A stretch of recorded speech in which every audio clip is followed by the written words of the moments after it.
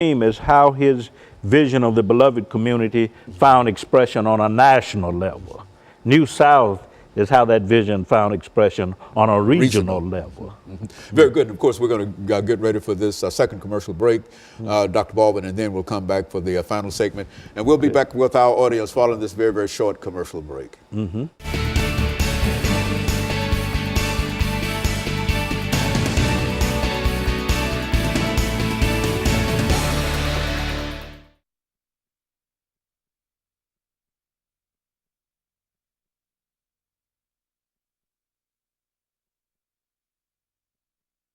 Once again. Okay, thank you and welcome back to the final segment of the show for today. We're talking to Dr. Lewis Baldwin, and he's giving us some information in reference to Dr. Martin Luther King and the Beloved community. And of course, Dr. Baldwin, let's see if we can pick up during this final segment. We've got about 10 minutes to give you an opportunity to review some of the information that you gave us earlier and bring it into the final part of this show, however you wish to bring it to our audience this morning with all the knowledge that you have. Yes, I think it's important to realize that Dr. King's dream of community was a lifelong dream. When he was 6 years old, he lost a white playmate because of racism. The little white boy's father didn't want him to play with King. And I've always argued in my scholarship that King's search for the beloved community actually begins before he's educated. But what I've said so far indicates how he began to articulate that concept of the beloved community on an intellectual level. First, by looking at New South from 1954 to 1960. Secondly, the American Dream from 1960 to 1964. And finally, in the final 3 years of Dr. King's life, of course, we must remember that he received the Nobel Peace Prize in December 1964. And the final 3 years of his life, from 65 to 68, he's devoted to the realization of what he called the world house. And that's the third level that we need to consider when we talk about his conception of the beloved community. New South, American Dream, World House. And moving the American dream. That's right. Is that, and World House, of course, in the last book he wrote, Where Do We Go From Here, Chaos or Community? Dr. King said that we live in a world house.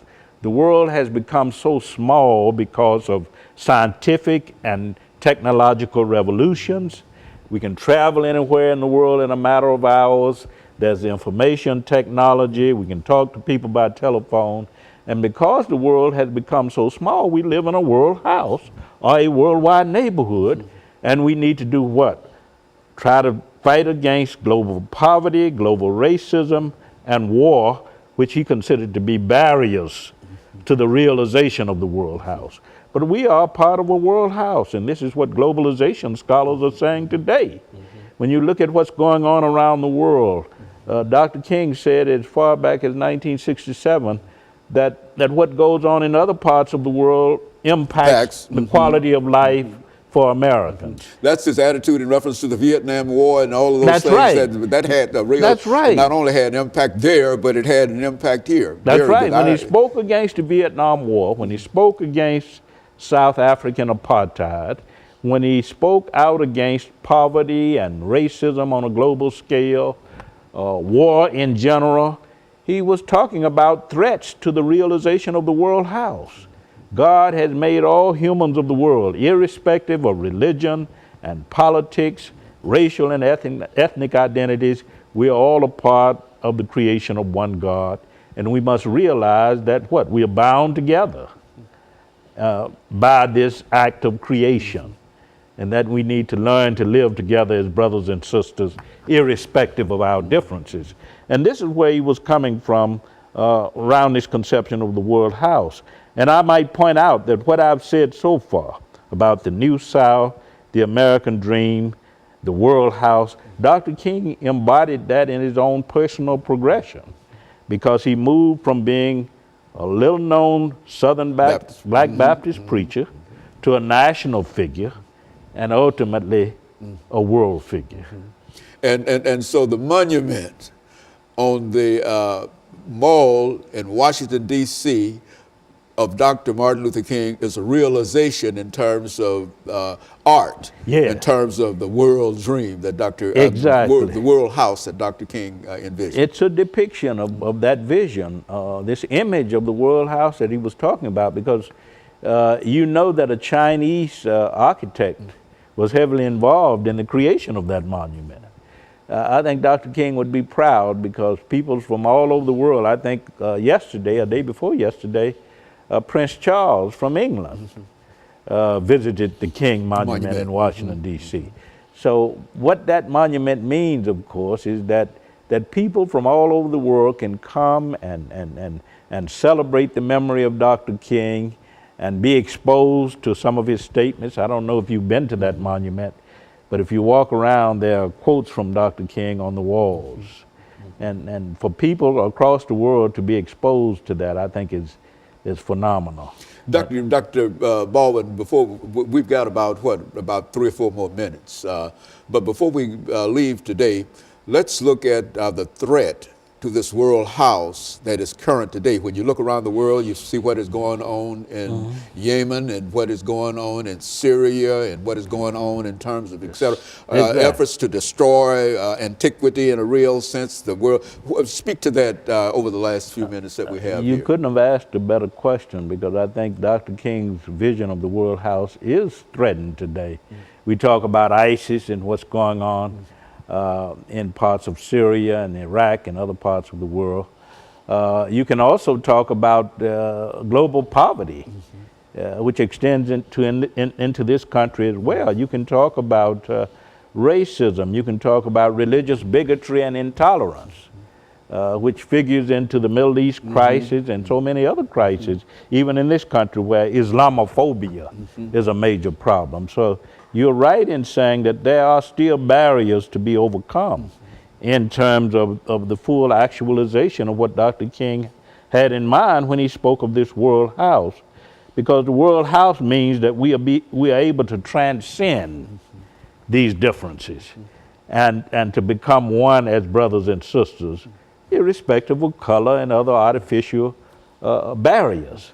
But there are challenges, there are problems, there are struggles that rest ahead in terms of our ability to really complete the unfinished agenda of Dr. King's Holy Crusade as it related to what? World community and world peace. And that ought to be an example as to how leaders of all over the world ought to be working toward that kind of idea. And I think I was really encouraged by some of the things that President Obama said when he was able to assemble all of those folks together in terms of a realization and a real sense of what? The house, the full house. Yes, I think so much of what President Obama is involved in today is a reflection of what Dr. King had in mind.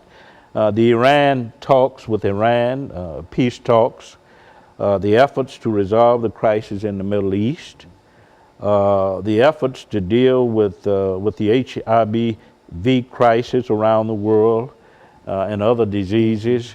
President Obama is involved in that, and he's talked a lot about globalization. And this is what Dr. King talked about, the globalization of an ethical ideal, the globalization of peace, the globalization of a communitarian ideal is what Dr. King had in mind. And interestingly enough, I'll end on this, Dr. King's birthday is celebrated in over 100 countries. Celebrated, recognized. And I think that too speaks to the impact of his global vision. And so Dr. King was an unusual individual, but he also inspired other individuals to move forward and to move beyond the American dream into the full house. The world house. World house. Everybody's from the New South to the American dream to the world house. Yeah. And if our leaders could buy into that idea, no matter what political party they might be in, how they might vote, and et cetera, if they could subscribe to that idea, we would have, you believe, to be a better world. The realization of Dr. King's beloved community vision on all levels. And that makes Dr. King one of the iconic figures in a real sense of not only American